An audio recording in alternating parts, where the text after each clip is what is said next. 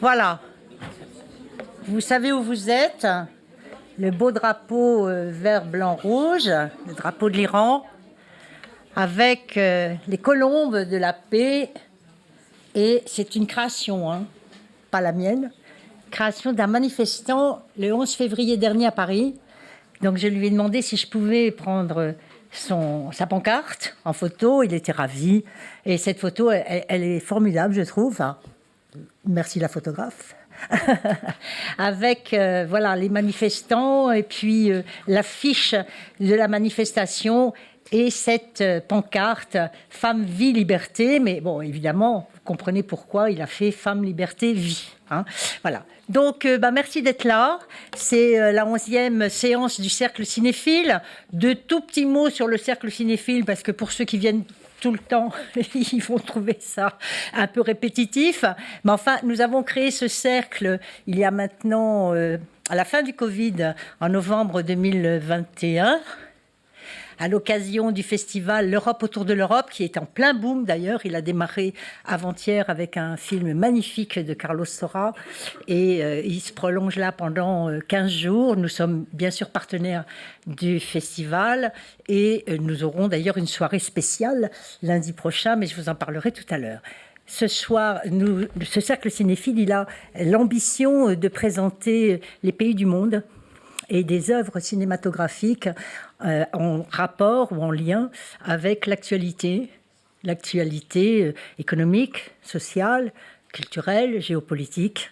Et bien sûr, l'Iran aujourd'hui, nous sommes très attachés, très attentifs à ce qui s'y passe et nous suivons avec beaucoup d'intérêt l'évolution du combat du peuple entraîné par les femmes. Ce n'est pas toujours le cas, mais là c'est formidable. Mais évidemment, nous accueillons tous les hommes, hein, je vous rassure, pour manifester avec elles, avec nous, pour leur liberté, pour leurs droits, mais aussi pour la révolution en Iran. Elle sera ce qu'elles en feront, bien sûr, ou ce que le peuple en fera. Ça, c'est pas nous qui allons décider, n'est-ce pas?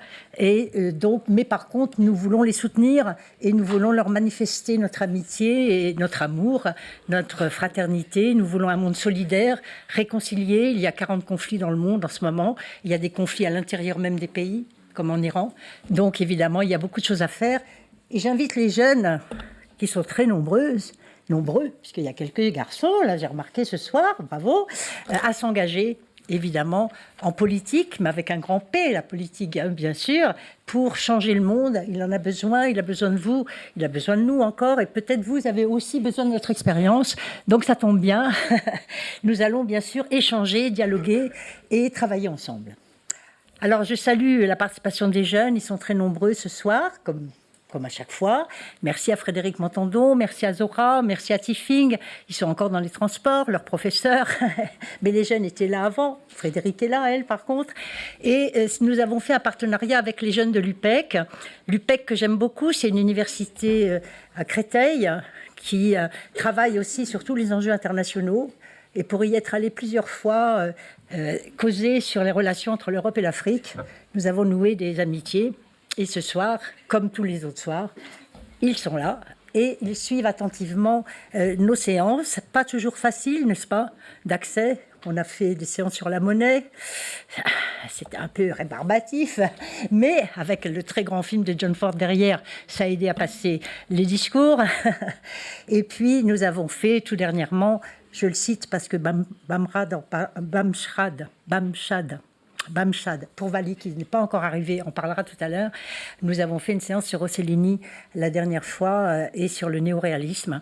Et vous verrez qu'en Iran, les cinéastes, on pourrait dire qu'ils viennent de l'école néoréaliste et qu'ils sont de la même envergure, la même grandeur que nos Rossellini et autres néoréalistes italiens en Europe. Donc, ce soir, l'Iran, comme vous le savez, il y a des drames là-bas qui se jouent parce qu'il y a la volonté de changer de régime. Ce n'est pas moi qui vais vous en parler. Nous avons invité nos amis iraniens et iraniennes pour nous en parler. Et nous avons envie de les entendre, de comprendre ce qui se passe, de voir comment on peut aider ou pas, d'ailleurs, leur combat pour qu'elles puissent gagner et que ça se termine bien, cette affaire, puisque, comme vous le savez, des jeunes femmes meurent sous les coups, des jeunes hommes meurent aussi sous les coups, les manifestants sont réprimés, c'est très violent. Et aujourd'hui, évidemment, nous avons besoin, plus que jamais, de les encourager pour que l'élan reprenne, si j'ose dire. Alors, il y a beaucoup d'oppositions au régime, elles sont diverses, elles sont quelquefois opposées, c'est pas facile, c'est complexe, et ça ne peut pas être autrement. Je veux vous rassurer, les Iraniens, si l'on est. Mais en tout cas, vous avez évidemment notre soutien. Alors, je vais inviter à la tribune, évidemment, 3 personnes pour l'instant. Donc, nous avons une soirée formidable. Vous avez eu le programme. Nous aurons des témoignages, une conférence un peu d'ordre géopolitique, mais pas seulement. Ensuite, nous aurons bien sûr le témoignage d'une femme, d'un grand photoreporter qui elle-même est auteur, qui nous parlera de son œuvre et qui nous projettera quelques images. Et puis, nous aurons des chants. Il fait connaissance avec Ngamé. J'ai appris qu'on avait la même voix, contralto. Ce soir, elle chantera toute seule, mais la prochaine fois, nous chanterons toutes les deux.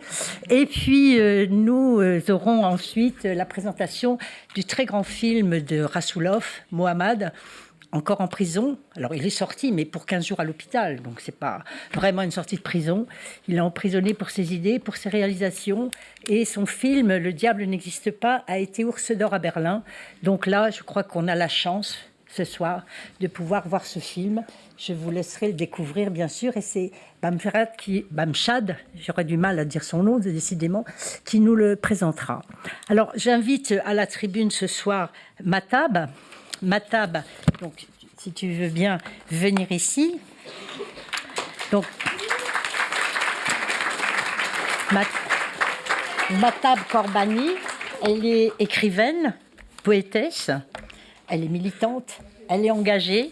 Pour ceux qui suivent un peu les manifestations de l'Iran, vous la voyez au premier rang en train d'agiter son drapeau, son foulard. Et elle prend la parole, évidemment, et elle va nous dire un petit peu son combat ce soir. Depuis, évidemment, le meurtre de l'étudiante Mahsa Amini en septembre dernier, puisqu'elle fait partie, je crois, de toutes les manifestations. Tu avais démarré avant, je crois, mais tu nous en parleras, bien sûr. Je vais inviter Del Degati également. Vous pouvez vous asseoir, oui, absolument. Donc, Del, c'est un jeune réalisateur, le fils de Reza Degati et de Rachel Degati, qu'on entendra tout à l'heure. Et lui, il est intéressé par la géopolitique, donc il nous fera un petit retour sur l'histoire récente de l'Iran. On ne va pas revenir à la Perse, voilà. On ne va pas tout faire, ce sera pour une autre fois. Mais il nous expliquera, il nous donnera à comprendre un petit peu pourquoi la révolte d'aujourd'hui ressemble à de la révolution, à une révolution et non pas seulement des mouvements de protestation. Et puis, bien sûr, j'invite Anne Gente. Donc, Anne Gente, elle est députée française.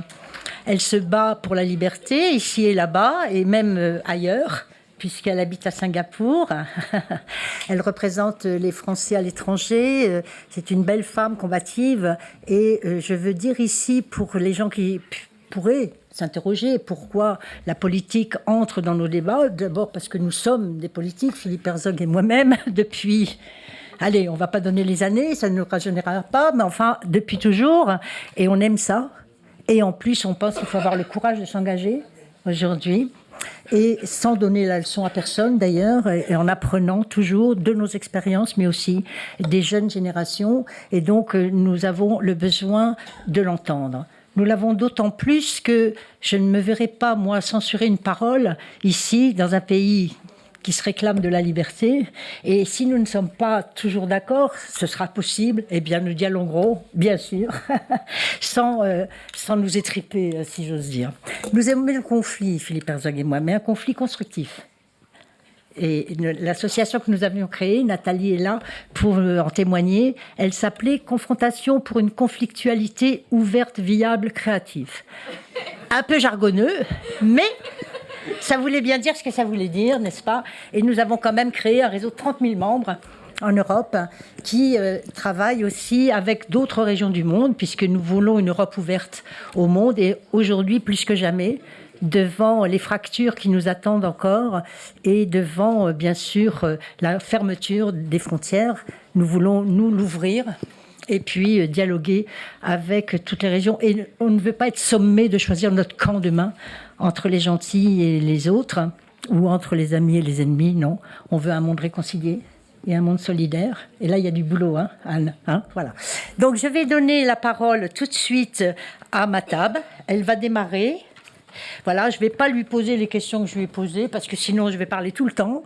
Donc, je vais lui donner la parole tout de suite. Elle a 10 minutes, bien sûr, pour nous expliquer un petit peu son parcours et nous dire un peu où en est la révolution en Iran, ou la révolte en Iran. Tu veux à la tribune ? C'est bon. Tu fais comme tu veux. Oui. Alors, bonsoir. Tout d'abord, je dois dire que je suis désolée pour mon français, parce qu'il y a presque 6 ans que je suis là et votre langue est très, très, très difficile. Permettez-moi de dire quelques mots en persan à mes amis iraniens qui sont là. سلام، مرسی که اومدین و در حضور شما. خب برای من سخت‌تره با فرانسه‌ای که خوب نیست حرف بزنم، ولی به هر حال میدونید که در تمام این سالها تلاشم رو کردم که صدای مبارزه مردم ایران باشم. خوشحالم وقتی امشب شعر به فارسی میخونم شما اینجا هستید که اون حس شعر من رو به زبان مادریم بفهمید. Merci. Alors, avant toute conversation, je dois dire que 6 personnes ont été exécutées en Iran aujourd'hui. 6 prisonniers politiques qui se sont battus pour la liberté. Ils ont exécuté ce matin. Je vis en exil depuis environ 6 ans. J'ai dû quitter mon pays avec ma fille, qu'elle avait 6 ans à l'époque, pour survivre. En Iran, j'ai été arrêtée plusieurs fois pour le crime d'écrire. Tous mes livres sont interdits en Iran. Bien que je vis ici en liberté, mais je suis triste, très triste. Mes bagages sont prêts à retourner dans mon pays. La France et ses habitants ont été gentils avec moi, mais la vie en exil est dure.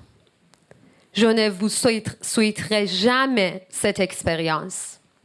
J'ai tout perdu en exil, même ma langue, mes mots, mes souvenirs. Je n'ai aucun souvenir dans les rues de Paris. J'ai publié 4 livres à ce jour. L'un est un livre de poésie en français, intitulé « 1000 vies inachevées ». Mais je dois encore m'abattre pour faire mes preuves. Aujourd'hui, je suis ici pour vous parler de la situation des femmes en Iran. Quels droits les femmes veulent, merci. Quels droits veulent les femmes en Iran? Dans ce moment, je dois dire plus que tout le droit de respirer. La République islamique a attaqué chimiquement des dizaines d'écoles de filles. Les hommes et les femmes de mon pays vivent sous la dictature islamique depuis 43 ans. 2 semaines après la victoire de la révolution de 1979, Ruhollah Khomeini, le chef de la révolution islamique, a décidé d'annuler la loi sur le soutien familial et de rendre le hijab islamique obligatoire. De plus, un jour avant la célébration de la Journée internationale de la femme, Khomeini a annoncé dans un discours à l'école Refah que les employés des bureaux gouvernementaux devraient observer le hijab islamique pour protéger leur dignité. Le lendemain, les femmes sans hijab n'ont pas été autorisées à entrer sur leur lieu de travail. Un grand nombre de femmes ont refusé d'aller travailler et des femmes employées par la ministre des Affaires étrangères ont manifesté devant le ministère. Environ 5 000 et 8 000 femmes se sont rassemblées à l'université de Téhéran. Un grand nombre d'élèves, des filles, ont rejoint les manifestations féminines à Téhéran. Mais ces femmes ont été supprimées et le hijab est devenu obligatoire en Iran. Au cours de la première année de sa victoire, la République islamique a exécuté Mme Farrokhroo Parsa. Farrokhroo Parsa était ministre de l'Éducation. En 1983, le régime a exécuté Mona Mahmoud-Nejad alors qu'elle avait juste 17 ans. Le crime de Mona était qu'elle était Baha'i. Je suis née cette année. Dans les premières années de ma vie, le régime a exécuté des milliers d'hommes et de femmes dans les prisons. Je me souviens quand j'avais 5 ans et que mon père a été arrêté pour activité contre le régime. Ils ont ramené mon père à la maison avec des menottes et des vêtements ensanglantés pour trouver des preuves contre lui. Quand j'avais 10 ans, la psychologue iranienne Madame Homa Darabi s'était immolée par la foule sur l'une des places de Téhéran pour protester contre le port obligatoire de hijab. Quand j'avais 17 ans, j'ai été arrêtée pour la première fois pour avoir écrit un poème contre Ali Khamenei. Quand j'avais 20 ans, j'ai travaillé avec une campagne. On voulait récolter 1 million de signatures pour changer les lois anti-femmes en Iran. Nous n'avons pas réussi. Nous n'avons pas réussi. Nous avons été arrêtés et emprisonnés. Nous, les femmes iraniennes, luttons pour la liberté depuis 43 ans. Le corps d'une femme dans le régime islamique est tabou. En ce moment, pendant que je suis ici, des centaines de femmes sont en prison et des dizaines de femmes ont été tuées dans la révolution de Mahsa Amini. En tant que femme, écrivain et poète, je n'ai pas le droit de publier de livres dans mon pays. Nous, les femmes iraniennes, luttons pour obtenir nos droits humains, pour que nous puissions vivre librement. En Iran islamique, nous n'avons pas le droit de divorcer. Nous n'avons pas le droit de l'avortement. Nous n'avons pas le droit de devenir juge ou présidente. Nous n'avons pas le droit de quitter le pays sans l'autorisation de le père ou le mari. Nous n'avons pas le droit d'étudier dans certaines matières. Nous n'avons pas le droit de choisir notre vêtement. Mais nous, les femmes iraniennes, nous sommes modernes, comme vous. Nous n'acceptons pas l'apartheid de genre. Nous essayons de faire entendre nos voix au monde malgré le filtrage Internet. Et que se passe-t-il ensuite? Le ministre belge des Affaires étrangères se coupe les cheveux avec nous, mais elle accueille le ministre des Affaires étrangères du régime dictatorial de Mollah. Si la République islamique reste au pouvoir, elle sera bientôt une menace pour le monde entier. Ils construiront bientôt une bombe atomique. En tant que femme iranienne vivant en exil, je vous demandais de faire pression sur vos gouvernements, de la forcer à soutenir aux côtés du peuple iranien pour les valeurs humaines et de boycotter la République islamique. Nous, les femmes iraniennes, avons besoin de votre aide. Nous continuerons à nous battre pour la liberté avec le risque de prison et de torture à l'intérieur de l'Iran et avec le risque d'assassinat à l'extérieur de l'Iran. Femme, vie, liberté.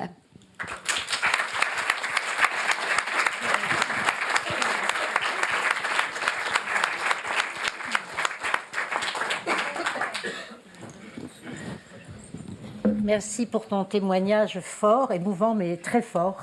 On entend le message, on fera ce que nous pourrons, mais effectivement, nous sommes en admiration devant ce courage inouï des femmes iraniennes. Del, toi tu es un garçon, je suppose que tu soutiens ce combat aussi, et que tu pourras nous rappeler peut-être un peu comment les manifestations se sont développées depuis l'arrivée de Khomeini au pouvoir, et aujourd'hui, où est-ce que nous en sommes. Et est-ce que les dernières questions, mais comme ça tu répondras tout d'un coup, comment vous popularisez vos combats à l'intérieur de l'Iran, à l'extérieur? Est-ce qu'il y a des relais à l'extérieur? Je ne parle pas de sympathiques réunions comme celle de ce soir, mais des manifestations fortes dans d'autres pays du Moyen-Orient également. Et comment vous donnez courage et espoir à d'autres femmes, je pense notamment aux femmes afghanes, pour ceux qui l'ont vu. Je vous invite à voir le formidable reportage sur les Afghanes qui souffrent elles aussi le martyre dans leur propre pays. Del, c'est à toi. Donc, bonsoir, merci de m'avoir invité. Donc, je vais commencer par 3 mots en persan, 3 mots en kurde et 3 mots en français. Donc Zan, Zendegi, Azadi, Jin, Jian, Azadi et Femme, Vie, Liberté. Donc, comme il a été signalé, je suis un homme et ce mouvement a commencé par la mort d'une jeune femme qui s'appelle Mahsa Amini, qui avait pour seul crime d'avoir mal mis son foulard, qui se fait arrêter, tabassé, qui a terminé à l'hôpital et qui, sous les derniers coups de la police des mœurs, est morte. C'est un assassinat d'État. Et c'est ce qui a commencé la révolution dans laquelle nous sommes aujourd'hui.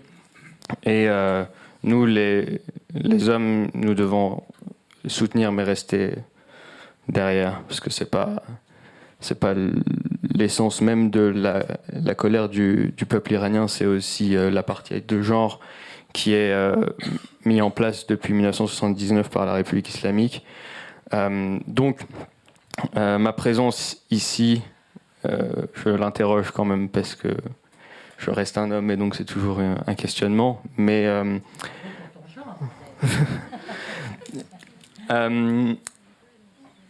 depuis l'Iran, c'est pour moi personnellement et puis pour l'histoire du monde, c'est pas n'importe quel pays. C'est un pays qui a marqué l'histoire, qui a fait face dans l'Antiquité à la philosophie grecque qui a façonné le monde occidental, qui a su développer dès le 9e siècle et en particulier dans le 12e et 13e siècle de la poésie qui encore aujourd'hui inspire des écrivains de tout horizon et du monde entier, qui a influencé beaucoup de grands esprits et qui encore aujourd'hui, et on le voit dans le cinéma et la littérature, qui sait contourner des interdictions qui sont très dures et qui en fait, c'est ce que vous allez voir dans le film que vous allez voir ce soir, qui est profond de vérité sur la tragédie humaine de la peine de mort et qui en fait... il y a plein d'éléments qui sont sous-entendus et qui sont des moyens de contourner une censure qui est constante et qui est le principal challenge des artistes et des créateurs de contenu en Iran. Donc ça, c'est sur pourquoi c'est un pays important. Et la force de l'Iran sera multipliée par des milliers quand la liberté sera complète. En 1979, il y a eu une révolution, mais c'était un échelon parmi un grand processus révolutionnaire qui est beaucoup plus long et ancien, mais sur lequel on ne va pas revenir en détail parce que c'est un cours d'histoire et qu'on n'a pas le temps.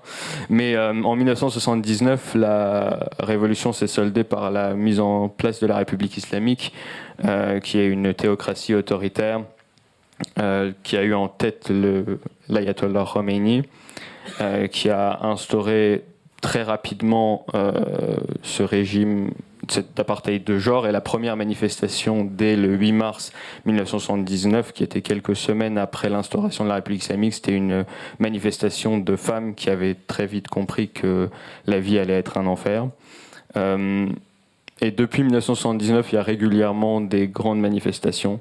Dans les années 80, il y a eu des manifestations d'étudiants qui se sont soldées par des milliers d'exécutions. parce qu'à l'époque, il n'y avait pas les réseaux sociaux, il n'y avait pas Internet, et il y avait un régime qui était encore plus dur. Et l'un des responsables des exécutions de ces étudiants, aujourd'hui, est président de la République islamique d'Iran. Après, dans les années 99, il y a eu le deuxième grand soulèvement d'étudiants. Et c'est à partir des années 2010 où c'est l'économie qui a pris le pas. En 2009, il y a eu le grand mouvement après une élection truquée, mais qui était encore une réponse politique à ce régime. Dans les années 2010 jusqu'à il y a quelques mois, on va dire jusqu'à l'année dernière, c'était principalement des réponses face à une vie qui devenait de plus en plus insupportable d'un point de vue économique. La monnaie dégringolait, la vie devenait de plus en plus chère, les inégalités sociales et économiques étaient très grandes, mais jusqu'au mouvement qui ont commencé avec la mort de Mahsa Amini, la principale raison des révoltes était une demande de changement à l'intérieur du régime, avec des espoirs que ça puisse changer de l'intérieur. Et là, on voit dans les slogans depuis la mort de Mahsa Amini que c'est terminé. C'est plus un changement dans le régime qui est demandé, c'est la chute du régime. Et c'est un changement de régime, et c'est ce qui rend la répression d'autant plus violente, d'autant plus féroce, et d'autant plus de large scale, de très, très étendue à travers les différentes régions. Toutes les régions d'Iran sont touchées par des manifestations, parce que souvent on me dit, est-ce que la révolte en Iran, la révolution en Iran est une révolution de bourgeoisie urbaine? Non.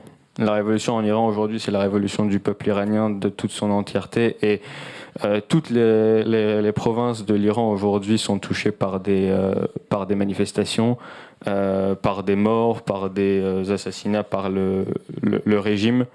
Le plus jeune, pour vous donner un ordre d'idée, le plus jeune mort de la République islamique, il a 2 ans. Voilà, il était dans sa voiture avec ses parents. La police les gardiens de la Révolution ont tiré dans sa voiture et il est mort. 2 ans. Donc aujourd'hui, on est dans une situation. J'entendais tout à l'heure, l'opposition est divisée. L'opposition, on parle de l'opposition. Déjà, l'opposition à l'étranger, c'est différent que l'opposition dans le pays. L'opposition dans le pays, c'est juste une opposition à la République islamique, et elle a une seule demande, c'est ça, que ce soit des Baloutches, des Iraniens persans, des Iraniens afghans, des Iraniens kurdes, des Iraniens arméniens, des Iraniens azerbaïdjanais, des Iraniens arabes, parce qu'il y en a, des Iraniens noirs, des Iraniens juifs. Aujourd'hui, des Iraniens chrétiens, assyriens, chrétiens arméniens. La demande principale des Iraniens Baha'i, vous parlez des Iraniens zoroastriens, ils sont une demande aujourd'hui, à une grande majorité, c'est la chute de ce régime, plus de liberté et de démocratie, et de pouvoir avoir une self-détermination de son choix d'avenir. Quel format de gouvernance, c'est la question que tu m'avais posée, on n'est pas en capacité de le dire aujourd'hui, ni ici, ni dans une réunion à 10 personnes qui veulent décider pour l'Iran. On est là pour essayer d'apporter un soutien moral et, disons, de présentation à ce qui est le combat du peuple iranien. Et c'est très important que toutes les personnes qui font l'opposition à l'étranger puissent s'unir, peu importe leur conviction de système de gouvernance, leurs convictions culturelles, ethniques, etc. Aujourd'hui, en fait, on doit passer outre les drapeaux, outre les personnalités politiques, parce qu'il y a assez de personnes qui sont mortes en Iran depuis 5-6 mois maintenant, et depuis 1979, donc depuis 44 ans, pour qu'on perde du temps à se chiffonner autour des histoires de symboles qui sont assez futiles. Donc pourquoi est-ce qu'on manifeste toutes les semaines? Pourquoi est-ce qu'on manifeste à Paris, à Bruxelles, aux États-Unis, en Suisse? Nous, après, on va prendre des coups et notre vie, elle est tranquille, mais on manifeste parce que tant que le peuple iranien sent qu'on agit ici avec les pouvoirs occidentaux pour pouvoir mettre une pression sur ce régime. Ils se disent que potentiellement il y a une sortie qui est possible parce qu'un régime aussi construit et aussi organisé et structuré que la République islamique d'Iran, il ne va pas tomber tout seul. Merci. Donc,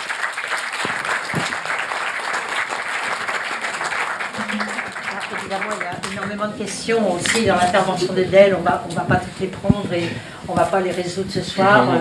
Ça fera peut-être l'objet d'autres rencontres, d'autres discussions. Il y aura certainement beaucoup de questions de la salle, mais d'abord Anne, donc vous soutenez bien cette révolution, enfin tous ces mouvements. Vous êtes vous-même très engagé. J'aimerais que vous nous disiez un peu quel sens vous donnez à ce combat de soutien aux Iraniennes et aux Iraniens et qu'est-ce que l'Europe, la France ou l'Europe, l'euro, s'il vous plaît, peut... Excuse-moi, les gens réclament. Oui, il y est, mais c'est pas moi, je ne suis pas chef ici, contrairement aux apparences. C'est Greg. Et donc, Anne, oui, pour revenir à votre combat, votre engagement, donc comment vous-même vous intervenez et qu'est-ce que pourrait ou pas faire la France et l'Europe? Est-ce que les pays sont mobilisés en soutien à l'Iran? Quel Iran? Et comment nous dialoguons pas avec le régime et comment nous soutenons les manifestants? Alors, merci beaucoup Claude, merci beaucoup de l'invitation. Je voudrais d'abord dire que je suis très émue et je voudrais parler très humblement quand j'entends votre témoignage tout à l'heure. Moi qui ai une vie pas extrêmement facile, très très facile, ça force l'admiration et le respect et je me demande même parfois si je suis légitime à parler après vous. Je vais quand même dire quelques mots parce qu'en effet, d'abord, je suis contente qu'il y ait des jeunes ici, des étudiants, et je voudrais leur apporter peut-être ce témoignage qui est que moi, si je me suis engagée, c'est justement parce que j'avais une vie facile et parce que depuis peut-être que j'ai 5-6 ans, je me dis mais pourquoi je suis née dans ce pays-là? C'est incroyable. Pourquoi je suis pas née au Bangladesh? Pourquoi je suis pas née au Sierra Leone? Pourquoi je suis née ici? Et puis pas seulement ici, mais dans cette famille-là, parce que j'ai une famille exceptionnelle. Et ça m'a toujours travaillé. Et une fois que j'ai fini d'élever mes enfants, qui sont grands maintenant, le dernier a 25 ans, il était temps maintenant que je m'engage pour que je rende ce qu'on m'a donné. C'était ça l'idée. Alors maintenant, j'ai une circonscription qui est très grande, dans laquelle il y a beaucoup de malheurs du monde, puisque j'ai la Russie et l'Ukraine déjà. J'ai l'Iran. Mais j'ai aussi l'Arménie et l'Azerbaïdjan. J'ai aussi la Chine. J'ai aussi Hong Kong. J'ai aussi Taïwan. J'ai aussi la Birmanie. Et tout à l'heure, j'étais encore, vous voyez, ce matin, en train de parler de la Géorgie et de la révolution qui est en train de l'émotion qui est en train de dégager en ce moment par le peuple géorgien. Alors, poser la question de comment soutenir. D'abord, depuis mon engagement, je suis frappée par le fait que si la France a très longtemps porté haut et fort les valeurs de défense des droits humains, je ne peux que constater que depuis, je le fixerai à 2015, qui sont les accords de Paris sur l'environnement. Aujourd'hui, quand dans les discussions diplomatiques, il y a des échanges diplomatiques, à chaque fois maintenant, ce sont les enjeux climatiques qui sont au devant de la scène. Alors, c'est pas une critique, mais les droits humains passent à la trappe. Il faut très clairement le dire. Les droits humains passent à la trappe. Alors, on essaie parfois de développer des trésors d'imagination pour quand même remettre la question sur le tapis, mais c'est extrêmement difficile de revenir dessus. Et puis, en tant que Français, je dois dire aussi qu'il faut balayer devant notre porte. Nous ne sommes pas exemplaires. Nous ne sommes pas exemplaires. Et que du coup, parfois, arriver avec parfois une attitude que nous avons eue pendant longtemps, que nous pouvons avoir encore, d'arrogance, quand on vient parler de droits humains, on nous renvoie en pleine figure en boomerang le fait que nous ne sommes pas exemplaires, nous sommes parfois arrogants. Ça rend les choses encore plus difficiles. Alors, moi, je crois beaucoup dans ce contexte-là à la force des opinions publiques, à la force de l'engagement individuel. Et on voit bien combien les opinions publiques, et l'Iran en est un exemple magnifique en ce moment, peuvent faire pression malgré toutes les difficultés. Je suis convaincue que chaque action d'engagement que nous menons, et tous les jeunes qui sont là, je veux leur dire, ne baissez jamais les bras. Ne croyez pas que ce que vous faites ne sert à rien. Ce sont des graines qu'on sème, elles germeront un jour. On ne sait pas quand, nous ne le verrons peut-être pas, mais elles seront peut-être utiles à d'autres. Ne baissons jamais les bras. Et c'est ça qui motive mon engagement. Et quand j'ai pris au mandat précédent la tête du groupe d'amitié France-Iran, je l'ai fait sans connaître l'Iran, je n'y avais jamais mis les pieds. J'y suis allée une seule fois depuis, puisque depuis on nous demande de ne pas y aller pour des raisons de sécurité. Donc je ne peux plus y retourner. Malgré d'ailleurs l'invitation d'officiels iraniens qui m'ont à plusieurs reprises dit « Mais venez donc, je vais vous organiser un beau voyage ». Ce que j'ai évidemment refusé. Et donc, ce groupe d'amitié était difficile parce que les groupes d'amitié, vous savez, à l'Assemblée nationale sont souvent des centres de lobbying, de plaidoyer où on a des forces parfois pas toujours bienveillantes qui veulent s'y exercer. Et donc il faut savoir garder une certaine distance. Et j'ai une certaine fierté, c'est un mot trop prétentieux. Enfin bon, je suis quand même contente de savoir que j'ai pu résister à certaines pressions qui n'étaient pas forcément amicales. Mais vous posez la question de savoir comment on peut aider. Alors, moi par exemple, j'ai très souvent parlé à l'ambassadeur d'Iran à Paris auparavant. Et pourquoi je l'ai fait?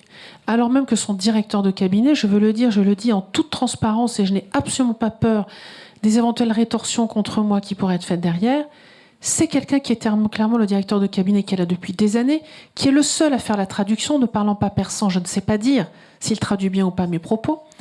C'est un pasdaran. Il est un pasdaran. Donc il est la voix du régime. Et je voyais bien que l'ambassadeur qui avait parfois envie de me parler, le précédent qui était plus modéré, toute chose relative, hein, c'était très difficile de savoir quelle était la nature véritablement de ce que voulait porter l'ambassadeur. Mais je l'ai fait parce que nos ambassadeurs, notre ambassadeur, nos diplomates qui sont présents en Iran sont limités dans leur capacité d'action. Pourquoi le sont-ils? Parce que nous avons encore environ 700 Français en Iran. Et 700 Français que nous voulons protéger. Parce que nous avons besoin aussi d'être sur place. Si on quitte l'Iran, d'autres viendront à notre place. Et pas forcément ceux que vous avez envie de voir. Donc il faut être présent. Il faut pouvoir parler. Il faut avoir un pied dans la porte. Donc on a besoin aussi de protéger nos Français sur place. Et du coup, nos diplomates ne peuvent pas forcément publiquement s'exprimer aussi librement qu'ils le pourraient. Mais c'est là que les parlementaires ont un rôle à jouer. Moi, je suis entièrement libre. Je peux dire ce que je veux. Ça les dérange beaucoup, d'ailleurs, parfois. Puis là, en tant que femme, ça les dérangeait beaucoup. Ça, j'ai bien vu. J'ai jamais mis un voile pour aller à l'ambassade d'Iran. Mais j'ai jamais pu serrer une main. J'ai jamais pu serrer une main. Ça, jamais. Mais il n'empêche que même venu sans voile, en présidant le groupe d'amitié, ils n'avaient pas d'autre choix que de me parler. Ils m'ont quand même invité.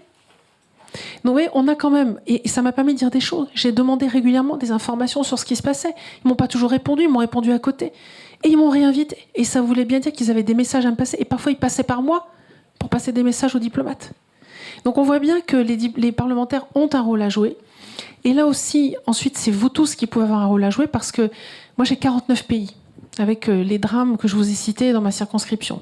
J'essaye de m'occuper au plus efficacement possible de tout. Là, en ce moment, je porte une résolution sur l'Ukraine pour dénoncer le crime de génocide qui a eu lieu en 1932-1933, un crime stalinien. Donc ça me demande aussi du travail avec un colloque que je fais à l'Assemblée. Mais on pourrait, à l'Assemblée, faire un colloque sur l'Iran. On pourrait tout à fait le faire parce que l'un des moyens de vous aider, je pense, c'est de maintenir la lumière sur l'Iran. Il faut maintenir la lumière sur l'Iran. Et ça passe par nous tous. Et c'est ce que vous faites ce soir, ce que nous faisons ce soir. Il faut garder cette lumière vive à un moment où la lumière est un peu centrée ailleurs dans le monde. Et il le faut aussi. Mais il ne faut pas baisser la pression que nous mettons sur l'Iran.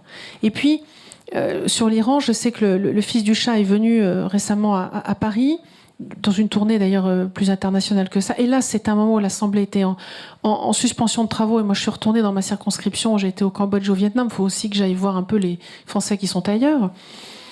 Et je n'ai pas pu le rencontrer. Mais la question, je sais que j'aurais posée, parce que j'ai aussi l'Afghanistan, j'ai oublié de le dire. Et j'avais rencontré un leader de l'opposition afghane. Et la question que j'avais posée, que vous avez soulevée tout à l'heure, c'est... Qu'est-ce que vous proposez comme feuille de route? Parce qu'à un moment, quand on veut vous aider, notamment quand des officiels veulent vous aider, c'est ce que j'ai dit au gouvernement en exil birman également, quelle est votre feuille de route? Donnez-moi quelques éléments. Vous ne saurez peut-être pas tout, puis vous la construirez peut-être au fur et à mesure, mais donnez-nous quelques points de repère pour qu'on puisse savoir comment vous aider et vers quoi on va. Parce qu'on l'a vu plus d'une fois, la France, dans son passé, a plus d'une fois hébergé sur son sol des personnes qui, après, se sont retrouvées être des dictateurs. Et je pense notamment au Cambodge et à l'Iran, évidemment. Donc voilà, soyons prudents. Merci encore de votre invitation et à votre disposition pour répondre à vos questions. Un grand merci. Je vous propose de prendre 2-3 questions. Je ne sais pas quelle heure il est. J'ai donné ma montre. Pardon. 18h05. Alors, on va prendre quand même 2-3 questions, si vous le permettez, parce qu'elles sont tellement riches, nos invités sont tellement riches d'informations et d'expériences que ça vaut le coup peut-être de les interroger. Donc, qui aurait envie? Nathalie? Alors, je vais les prendre 3 en même temps. Les jeunes, n'hésitez surtout pas. Hein. Ah oui, une jeune fille ici. Et puis, les hommes ont le droit aussi, ce soir. D'habitude, non, mais là, oui. Bon, 2 questions. Pas de regret? Oui, 3. Formidable. Alors, on va commencer par les jeunes. Allez. Moi, j'ai une question pour Madame la députée. Vous avez plus parlé du coup des autres pays que de l'Iran, mais du coup, j'ai pas bien compris. Au moins une question directe. Ça se rapproche aussi de ce que vient de dire ma camarade. C'est juste que je comprends l'idée que ça va être des problèmes, des tensions qui vont avoir lieu partout dans le monde. Mais ici, ce serait bien qu'on se focalise sur l'Iran quand même. C'est un peu le propos. Voilà. Nathalie? Bon, alors je vais essayer de traduire ça peut-être autrement. On a envie, après vous avoir écouté, et merci pour ces explications, ces éclairages d'elle et ce témoignage, et puis aussi votre regard du côté plutôt politique. Évidemment, de mieux comprendre comment on peut agir, nous ici, bien au chaud. On pense à beaucoup de choses autour de la dénonciation de la violation des droits de l'homme, autour des boycotts, autour peut-être de ce que la diplomatie peut faire. Est-ce que Del et Madame la députée, vous pourriez nous en dire un peu plus sur le pouvoir que peuvent avoir les États occidentaux, soit en termes de boycott, de respect des droits de l'homme, peut-être d'activation de l'ONU? On se trouve un peu démunis. Voilà, on voudrait vous entendre sur ces sujets. Alors, on revient à la tribune. Voilà. Quelques mots après. Alors, Anne, parce que... Alors, merci beaucoup. Allez. C'est en effet très compliqué. Vous êtes démunis, nous le sommes aussi parfois. Pour les sanctions, par exemple, des sanctions ont été imposées sur l'Iran, notamment par les Américains et ensuite par les Européens. Les Européens ont mis un certain nombre de sanctions. Et la difficulté, c'est qu'on voit que l'Iran, et là, il faut rendre hommage aussi à sa population derrière, de gens très créatifs, très bien formés, avec un niveau d'éducation très élevé, ont su contourner les sanctions. Parce que c'était aussi une question de survie pour eux. Et moi, j'ai été frappée en allant en Iran, j'y étais en juillet 2019, de voir que le pays tourne. Et donc, j'ai trouvé un décalage entre ce que les Occidentaux disent des sanctions, de l'effet des sanctions, et la réalité du quotidien que j'ai vu en Iran. J'étais à Kashan et à Téhéran. Et j'ai été assez surprise. Donc, on voit bien que là, moi, ça m'interroge sur l'efficacité des sanctions. Ça peut faire souffrir des populations. Et ça ne fait absolument pas plier un régime qui, au contraire, trouve des moyens de contourner et de résister à ça. Et parfois qui donne du coup des opportunités à d'autres pays qui sont amis de l'Iran. On sait qu'aujourd'hui, l'Iran, par exemple, a vendu une partie de son pétrole au noir, entre guillemets, si je peux utiliser ça, dire cette expression-là, à la Chine. Donc c'est très difficile pour nous de trouver les bonnes mesures. Alors, je reste convaincue qu'il faut parler constamment de l'Iran, parler du combat des femmes. D'abord, ne pas oublier que le combat des femmes, il est profondément inspirant. Profondément inspirant. Quelle leçon elle nous donne. Quelle leçon elle nous donne. Et aujourd'hui, voir que il faut savoir dénoncer les crimes, y compris chez nous, qui peuvent se produire avant même que les choses prennent une ampleur terrible. Quelle leçon elle nous donne, quelle leçon de courage, de sortie. Je crois qu'on mesure mal, dans le confort dans lequel nous vivons, ce qui se passe en ce moment. Donc toujours en parler, toujours mettre de la lumière, ne pas hésiter à faire des soirées comme aujourd'hui, à faire des colloques, et pouvoir avoir ensuite donné le courage à ceux qui vont rencontrer les officiels iraniens. Parce que vous avez cité, moi je ne connais pas la ministre des Affaires étrangères belge qui a rencontré son homologue belge, mais il y a un moment, il faut les voir pour leur dire leur vérité en face. Il faut les voir, leur tourner le dos et n'attendre que ça. Il ne faut pas rentrer dans leur jeu. Donc il faut les rencontrer, il faut les voir et leur dire leur cas de vérité. Moi j'ai dit toujours à l'ambassadeur ce que j'avais à lui dire, sans aucune retenue, avec beaucoup de courtoisie, ça n'empêche, mais je l'ai dit. Il faut qu'ils l'entendent et qu'ils comprennent aussi comment nous fonctionnons. Ceux qui fonctionnent chez nous, ils peuvent nous critiquer. Mais oui, cet espace de liberté, cette indépendance, ils ont du mal, par exemple, à comprendre que l'Assemblée soit différente du gouvernement. Nous, moi, je peux parler librement. Et je ne représente pas le gouvernement. Moi, je suis pas du tout une main tendue du gouvernement. Je suis une députée, ça n'a rien à voir. Je représente ceux qui m'ont élu. C'est pas tout à fait la même chose. Ça, ils ont du mal à le comprendre. Mais il faut le marteler, il faut le dire. Donc c'est à ça qu'on peut servir, mais c'est un travail de très longue haleine et je vous cache pas que parfois c'est décourageant d'avoir l'impression qu'on n'avance pas. C'est pour ça que je disais tout à l'heure aux jeunes qui sont là, ne baissez pas les bras. Pour le combat iranien ou pour d'autres, il faut ne pas baisser les bras et continuer à parler, à mettre la lumière, à diffuser les films iraniens, la poésie iranienne, la littérature iranienne. Il faut continuer à le faire et parler à des officiels. Merci Anne. Del. Alors moi je vais essayer de répondre à qu'est-ce que l'on peut faire et quels sont les leviers qui peuvent être mis en place pour faire pression réellement sur ce régime. Il y a une des choses qui est demandée principalement par une grande partie de la diaspora iranienne et des Iraniens sur place, c'est d'inscrire les gardiens de la Révolution sur la liste des organisations terroristes. Qu'est-ce que ce sont les gardiens de la Révolution ? Les gardiens de la Révolution, en fait, et c'est ce qui permet au régime de tenir, c'est une armée parallèle beaucoup mieux armée, beaucoup mieux financée que l'armée régalienne de l'Iran et qui a pour simple rôle de défendre l'existence même de ce régime. Et il y a régulièrement des manifestations et il y a un député suédois d'origine iranienne qui s'appelle Alireza Orhundi qui passe depuis 6 mois tout son temps à aller de parlement en parlement et rencontrer le plus de députés et d'officiels possible pour essayer de plaider la cause de ce qui pourrait mettre une vraie pression sur le régime, parce que à partir du moment où l'argent ne pourra plus parvenir à cette force paramilitaire, ça sera déjà une grande épine dans le pied de la République islamique. Après, le fils du Shah est venu, M. Pahlavi, et il a donné plusieurs interviews dans lesquelles il parle de la liste des actions qui pourraient être menées pour aider les gens sur place. Par exemple, la mise en œuvre et la facilité d'un fonds pour les grèves, parce que ce qui fera tomber le régime aussi, c'est le jour où les bazars de Téhéran seront en grève tous les jours, où les métallurgies seront en grève tous les jours, où les... c'est pas le bon modèle, c'est pas obligatoirement le bon modèle. Ici, on a le droit, hein. Mais en Iran, on n'a pas le droit. Et en fait, il y a ça, il y a l'accès à Internet aussi, qui est quelque chose de fondamental, parce que le jour où, et c'est ce qui est en train d'être fait, l'Iran est en train de construire un réseau fermé qui ne sera accessible que depuis l'Iran et que par l'Iran, et qui ne sera pas, qui sera très difficilement hackable. Et ils ont des alliés chinois et russes qui les aident à développer un système d'Internet qui permettra de faire une chape de plomb comparable à d'autres dictatures. Et en fait, l'accès à des VPN, l'accès à des émetteurs extérieurs, comme avait commencé à le faire Elon Musk et qu'il a arrêté, parce que pour des raisons de moyens aussi.